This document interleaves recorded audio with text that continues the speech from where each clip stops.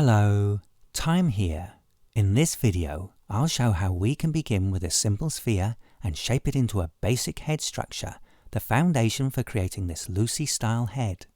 It's the result of many years refining the easiest path a beginner can take to model a semi-realistic stylized head.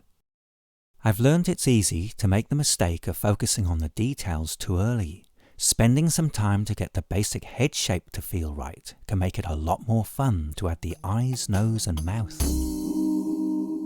Start with a new instance of Seamless and add this preset sphere structure to put us on the right path to modeling a human head. Click the side view face so we work with a clean view with the head facing left. Zoom in and insert a control line here so we'll have an extra ring to help form the ears. For the neck, insert a control line from the outermost ring with a preview line running into the ear. Click here and here to divert it back to the outer ring, and then click Done.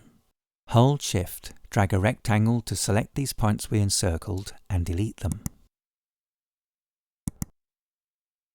Select this ring and drag it down to form the neck. Drag this point on the rotation lever to drag in neutral, and drag this point to squash and stretch.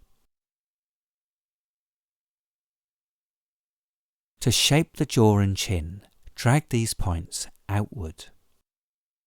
We don't need the grid, so untick its show field. Rotate the view by dragging with the right mouse button. Seeing both sides of the control cage can look confusing, so hide the other side with this button.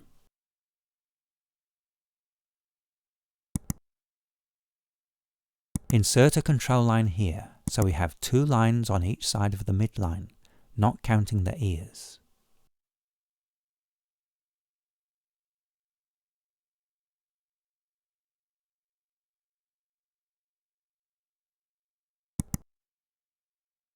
To create the eye sockets, we first need to insert a line here, so it runs from ear to ear.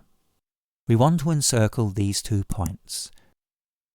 Start here, follow the preview arrow, click, click, and click again to loop around them, and then click Done. Select those 2 points, but before deleting, make sure only they are selected. Switching back into this mode will reveal any hidden points.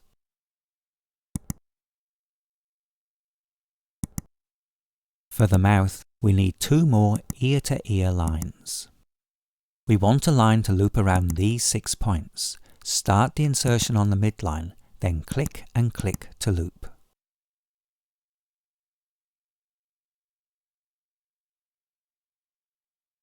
Use the rectangle select tool from a clean side view.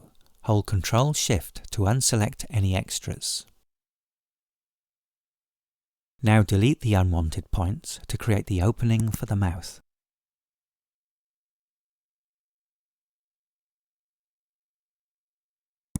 Insert a line here so we have 2 lines going from eye to eye.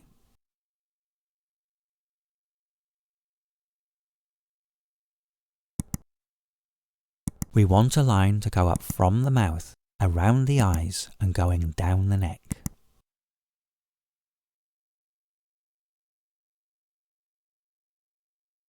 At this early stage, 3 rings are all we need to sketch out the ears.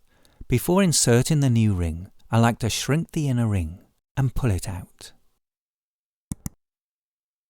Then after insertion, select the inner ring again and push it back in to form a crater, using the dim filter for this view angle.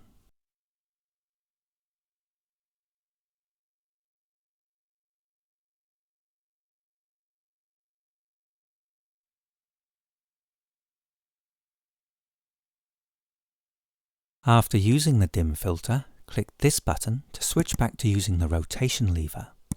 Revealing all the selected control points is useful here. It lets us see the angle of the eye sockets from a bird's eye view.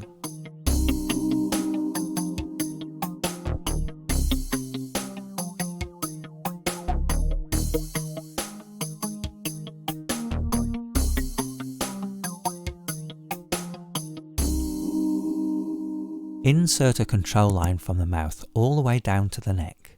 This makes our head compatible with the Minimalist Lucy character pack, matching the 16 control points needed to stitch onto that standardized body. Although the lines running down the front of the neck are denser than those at the back, I find the Calculate Ring tool useful for distributing the points in the neck more evenly, at least at this early stage.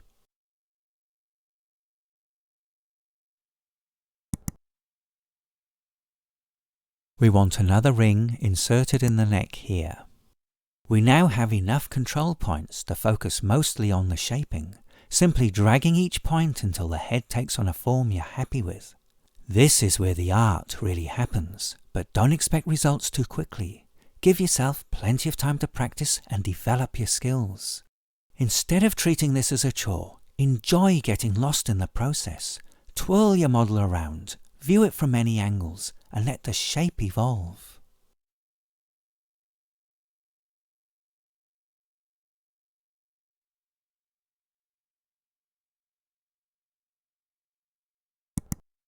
Click this button to center the view on the selected control point. I find this feature very useful because it makes it easy to zoom in on any point and pivot the view around it. Now insert the final ring for the ears, bringing us to 4, the same number of rings used in the Lucy Minimalist Character Pack. I try to avoid the ears looking like they're stuck onto the sides of a motorbike helmet by making the lower base of the ear come in more than the jaw.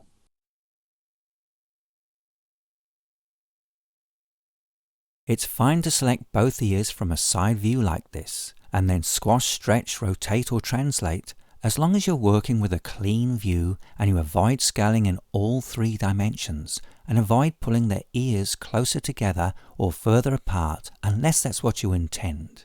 If you're unsure, you can avoid these issues by deselecting one of the ears from a front or back view. Something I found really helpful is to look at your work in Seamless right after waking up, before checking emails or going online. With a fresh mind free of distractions, you often spot small tweaks that improve your art significantly. And if you get carried away refining things, that's usually a good thing, especially if it steals time from doom scrolling. And don't worry about losing older work. Seamless makes a backup every time you save. A good head shape makes it easier to add the eyes, nose and mouth. But those features also help to refine the head. And since I'm close enough to this target derived from Lucy, we'll finish the tutorial here.